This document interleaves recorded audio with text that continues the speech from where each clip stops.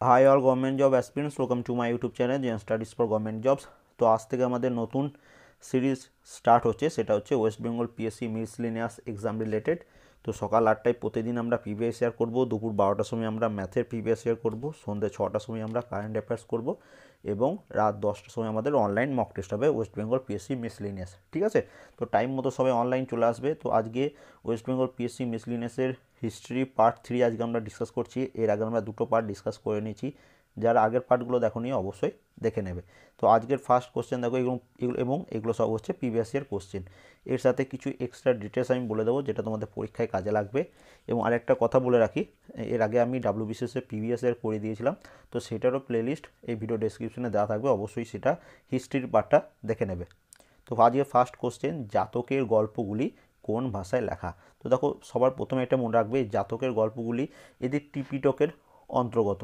ওকে, তো এবং তাহলে ত্রিপিটক কোন ভাষায় লেখা? ত্রিপিটক হচ্ছে পালি ভাষায় লেখা। তাহলে তুমি এখান থেকেও জানতে পারো যে জাতকের গল্পগুলিও পালি ভাষায় লেখা। সংস্কৃত ভাষায় লিখিত গ্রন্থের নাম একটা রাজতরঙ্গিনী, কার লেখা? কলহনে, এবং সেখান থেকে কাশ্মীরের সম্বন্ধে আমরা জানতে পারি। 2 নম্বর প্রশ্নে চলে আসি, দেখো কি বলেছে, কোন রাজা রাজধানী ছিল কর্ণ সুবর্ণ। তো এটার অ্যান্সার কী হবে? শশাঙ্কের রাজধানী ছিল কর্ণ সুবর্ণ। এবার দেখো অপশন বিতে রয়েছে ধর্মপাল। ধর্মপাল কী করেছিলেন? তো ধর্মপাল করেছিলেন বিক্রমশিলা বিশ্ববিদ্যালয় স্থাপন করেছিলেন। লক্ষণ সেন রিলেটেড কিছু, তো লক্ষণ সেন মনে রাখবে, লক্ষণ সেন থেকে যে জয়দেব এবং ধয়ী এনারা দুজন হলেন তার সভাকবি লক্ষণ সেনের, এবং তাকে, এবং আরেকটা মনে রাখবে, লক্ষণ সেন বখতিয়ার খলজি তাকে আক্রমণ করেছিলেন বাংলা, কার সময়? এই লক্ষণ সেনের সময়। 3 নম্বর প্রশ্ন, মহাবীর জৈনের কোথায় মৃত্যু হয়। তো ফার্স্ট যেটা মনে রাখতে হবে, মহাবীর জৈন তার জন্ম হয়েছিল বৈশালীর কুন্দা গ্রামে এবং তার মৃত্যু হয়েছিল পাবাপুরী বলে যে জায়গাটি আছে সেখানে। তো পাবা, এখানে এটার অ্যান্সার হচ্ছে অপশন বি, এবং তার জন্ম কোথায় বললাম? বৈশালীর কুন্দা গ্রামে। পরবর্তী প্রশ্নে আমরা চলে আসি, কোন সংস্কৃত নাটকে চারু দত্ত এবং বসন্ত সেনা চরিত্র দুটি সাক্ষাৎ পায়। তো এখানে এটার অ্যান্সার কী হবে? এখানে এটার অ্যান্সার হচ্ছে মিচ্ছাকটিকম। অপশন সি হচ্ছে এটার অ্যান্সার। এবার প্রশ্ন আসতে পারে তোমাদের পরীক্ষায়, মিচ্ছাকটিকম কার লেখা? তো এটি শূদ্রকের লেখা। এটি কোন ভাষায় রচিত? সংস্কৃত ভাষায় রচিত। আর একটা জিনিস তোমরা মনে রাখবে, মিচ্ছাকটিকমের ইংলিশ ভার্সন যেটা বলা হয় সেটা বলা হচ্ছে দ্য লিটল ক্লে কাট। ওকে, এটা মনে রাখবে। পরবর্তী প্রশ্নে আমরা চলে আসি, এবং এর সাথে কিছু মনে রাখবে, মালবিকাগ্নি মিত্রম এটি কার লেখা? এটা হচ্ছে মহাকবি কালিদাসের লেখা। স্বপ্ন বাসব দত্তা এটি কার লেখা? এটি হচ্ছে ভাসের লেখা।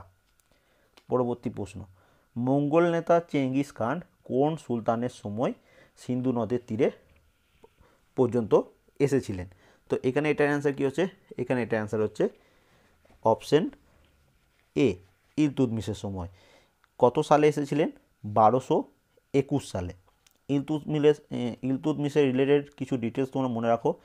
1, তিনি ইকতা প্রথা শুরু করেছিলেন, এবং 2 নম্বর মনে রাখবে, তার আমলে মানে ইলতুৎমিশের সময় রূপোর তৈরির মুদ্রা টঙ্কা এবং তামার তৈরি মুদ্রা কী নামে পরিচিত? তামার তৈরি মুদ্রা জিতল নামে পরিচিত, এটা মনে রাখবে। তারপরে ইলতুৎমিশ আর কি করেছিলেন? বন্দেগান ই চেহেলগান গঠন করেছিলেন, এটা 3 নম্বর। 4 নম্বর কি? তিনি কুতুব মিনারের নির্মাণ কার্য শেষ করেছিলেন।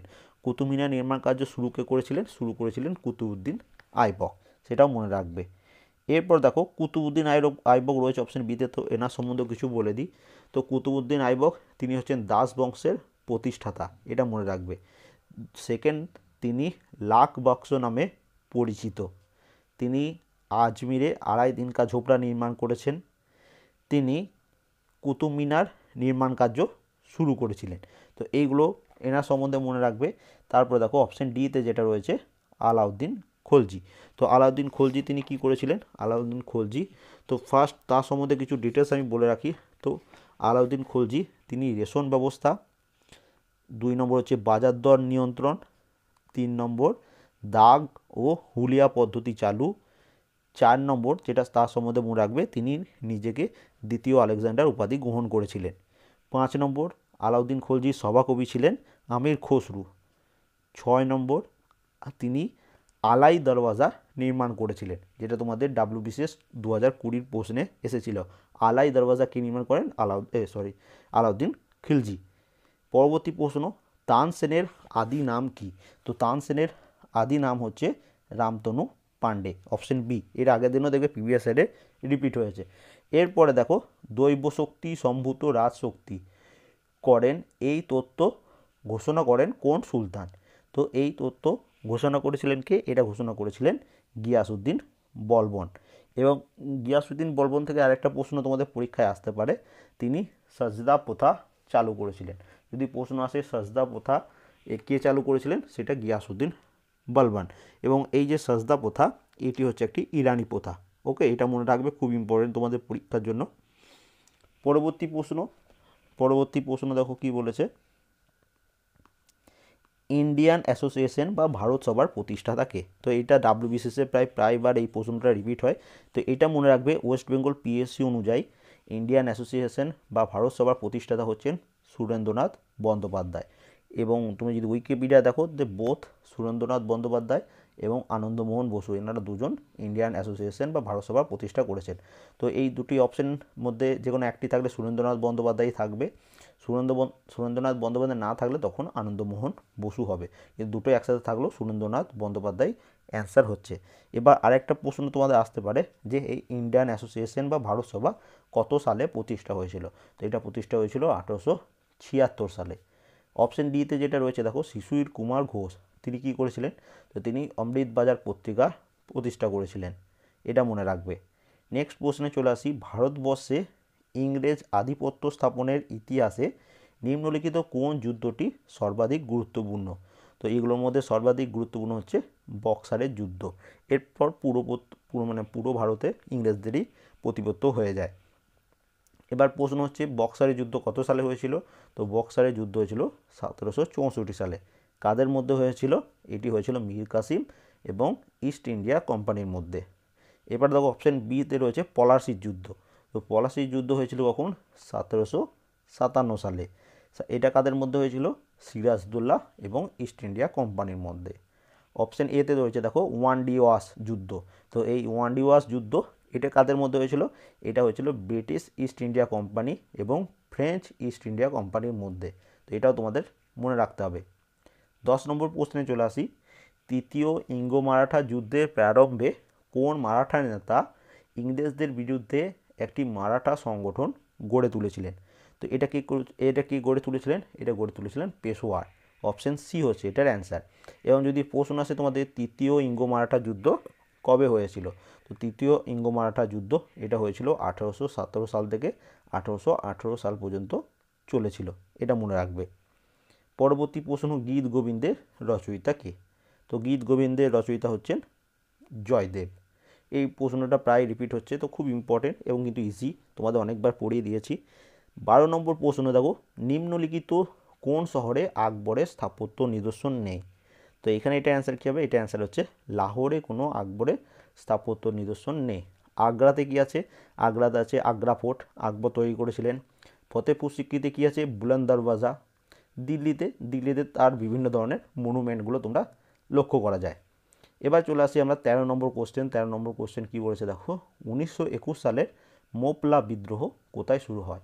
তো এই যে মোপলা বিদ্রোহ, এটাকে অনেক সময় মালাবার বিদ্রোহ বলা যায়। মালাবারে এটা শুরু হয়েছিল, কিন্তু এখানে অপশানে মালাবার অপশান নেই। তাহলে এখানে অ্যান্সার কী হবে? এখানে অ্যান্সার হচ্ছে কেরল। কেন অ্যান্সার হচ্ছে?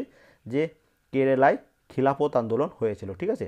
তো এই মোপলা বিদ্রোহকে বলা হয় কেরালার খিলাফত আন্দোলনের এক্সটেন্ড ভার্সন। ওকে, তো এখানে এটা অ্যান্সার কী হচ্ছে? Option B. এবং মোপলা বিদ্রোহ কত সালে হয়েছিল? 1921 সাল, এটাও মনে রাখবে। বুদ্ধের আসল নাম কি? তো বুদ্ধের আসল নাম হচ্ছে সিদ্ধান্ত। অপশন বি হচ্ছে এটার অ্যান্সার।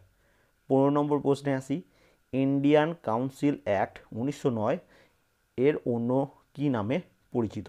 তো এটি আর কী নামে পরিচিত? এটি হচ্ছে মরলে মিন্টো রিফর্ম বা মরলে মিন্টো সংস্কার নামে পরিচিত। এবার এই অ্যাক্ট অনুযায়ী এটা মনে রাখবে, এই মরলে মিন্টো অ্যাক্ট অনুযায়ী কী হয়েছিল? মুসলিম সম্প্রদায়ের জন্য পৃথক নির্বাচন মণ্ডলীর ব্যবস্থা করা হয়েছিল। অপশন বি হচ্ছে এটার অ্যান্সার। এটাও মনে রাখবে, ডিটেলস যেটা বললাম সেটাও মনে রাখবে। 16 নম্বর প্রশ্নে চলে আসি, কোন তুগলক সুলতান তার রাজধানী দিল্লি থেকে নিয়ে গেছিলেন দেবগিরি বা দৌলতাবাদে। তো এইটা তোমাদের আমি অনেকবার পড়িয়েছি, আগের দিনও ডিটেলস বলেছিলাম, আজকে সেখান থেকেই প্রশ্ন এসছে। তো এখানে এটা অ্যান্সার কী হচ্ছে, মোহাম্মদ বিন তুগলক। মোহাম্মদ বিন তুগলক তার রাজধানী দৌলতাবাদে স্থানান্তরিত করেছিল। এবার মোহাম্মদ বিন তুগলক সম্বন্ধে আরও কিছু জিনিস তোমরা জেনে রাখো।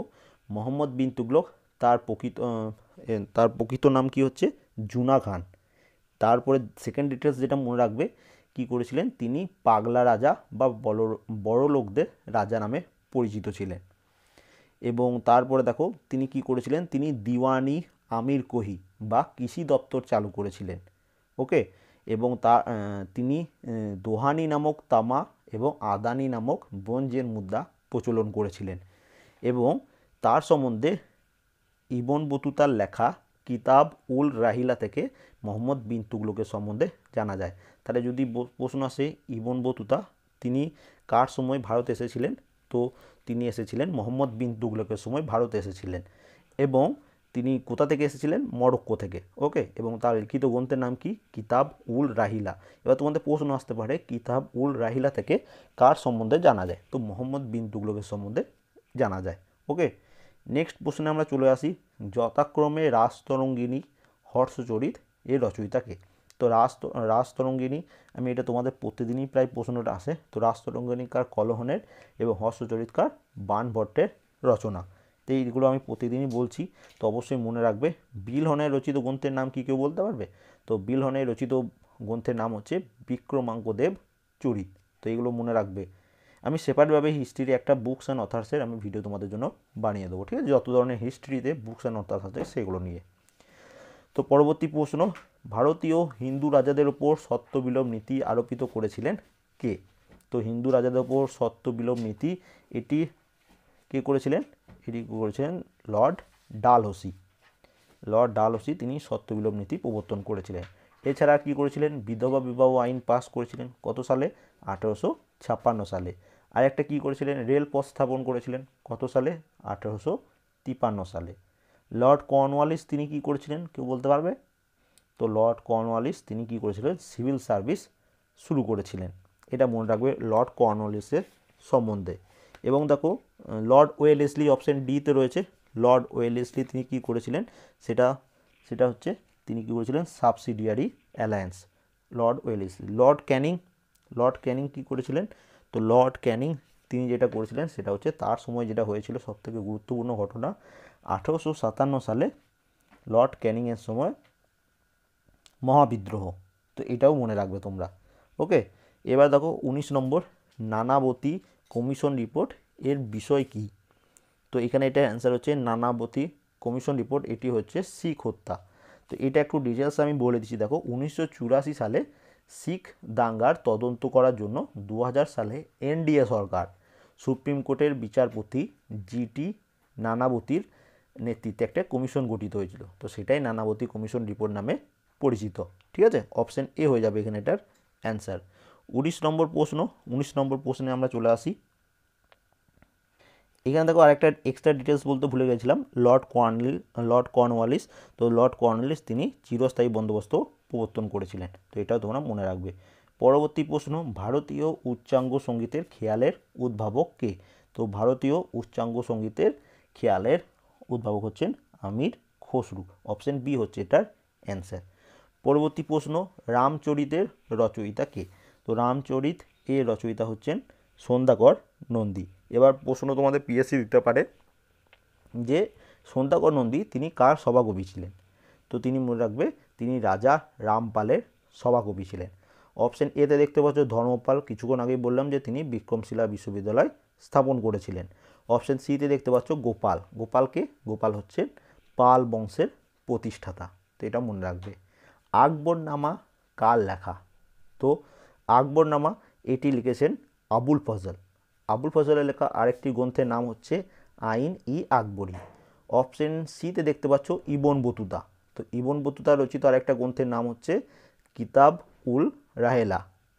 অপশন বিতে দেখতে পাচ্ছ টোডারমল। তো টোডারমল কোনটির সাথে সম্পর্কিত কেউ বলতে পারবে? পরীক্ষাতেও আসছে। তো তিনি মনে রাখবে তিনি দশল ব্যবস্থা এবং জাপ্তি ব্যবস্থার সাথে যুক্ত।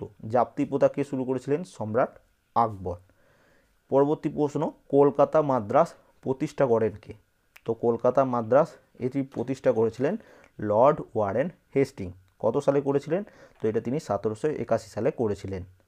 এবার দেখো অপশন এতে যেটা রয়েছে লর্ড কর্নওয়ালিস, তো তিনি কি করেছিলেন? চিরস্থায়ী বন্দোবস্ত, যেটা বললাম তিনি। এবার প্রশ্ন হচ্ছে কত সালে? তো সেটা হচ্ছে 1793 সালে। এটা যথাসম্ভব তোমাদের ওয়েস্ট বেঙ্গল পিএসসির কোনো একটা পরীক্ষায় এসেছিল সালটা, তো সালটা মনে রাখবে। অপশন সিতে দেখতে পাচ্ছ রাজা রাধাকান্ত দেব। তো রাধাকান্ত দেব তিনি কি করেছিলেন? তিনি করেছিলেন 1829 সালে প্রতিষ্ঠা করেছিলেন ধর্মসভা। অপশন ডিতে দেখতে পাচ্ছ রাজা রামমোহন রায়। তো রাজা রামমোহন রায় তিনি ব্রাহ্ম সভা প্রতিষ্ঠা করেন। কত সালে? 1828 সালে। তাহলে এই যে এক্সট্রা ডিটেলসগুলো বলছি অবশ্যই কিন্তু এগুলো একটু নোট ডাউন করে নেবে। এবার দেখো 24 নম্বর কোশ্চেন, চিপকো আন্দোলনের সঙ্গে যুক্ত নাম হলো কোনটি? তো চিপকো আন্দোলন এটির সাথে যুক্ত নাম হচ্ছে সরলাবেন। এবং দেখো অপশন এ এবং অপশন ডি, মেধা পাটেকার এবং বাবা আমতে, এনারা দুজন নর্মদা বাঁচাও আন্দোলনের সাথে যুক্ত। নর্মদা বাঁচাও আন্দোলনের সাথে যুক্ত কে? মেধা পাটেকার এবং বাবা আমতে, এনারা দুজন। অপশন সি দেখতে পাচ্ছ সেলিম আলী। তো সেলিম আলী একজন হচ্ছেন বিখ্যাত পাখি বিশেষজ্ঞ, যেটা তোমাদের পিএসসি পরীক্ষায় কোনো একটা পরীক্ষায় এসেছিল, ঠিক আছে? তো এই অঙ্কটা আসবে নিম্নোক্ত কোনটির সাথে সেলিম আলী যুক্ত? তো তিনি একজন, মনে রাখবে তিনি একজন হচ্ছেন পক্ষী বিশেষজ্ঞ। এবং লাস্ট প্রশ্ন, সীমান্ত গান্ধী নামে কে পরিচিত? তো সীমান্তি গান্ধী নামে পরিচিত হচ্ছেন খান আব্দুল গফ্ফর খান। এবং খান আব্দুল গফ্ফর খান তিনি খোদাই খিদমতগার প্রতিষ্ঠা করেন। তাহলে এই ছিল 25 কোশ্চেন আজকের সেটের জন্য। আশা করি তোমাদের যে এক্সট্রা ডিটেলসগুলো দিলাম অনেক কাজে লাগবে।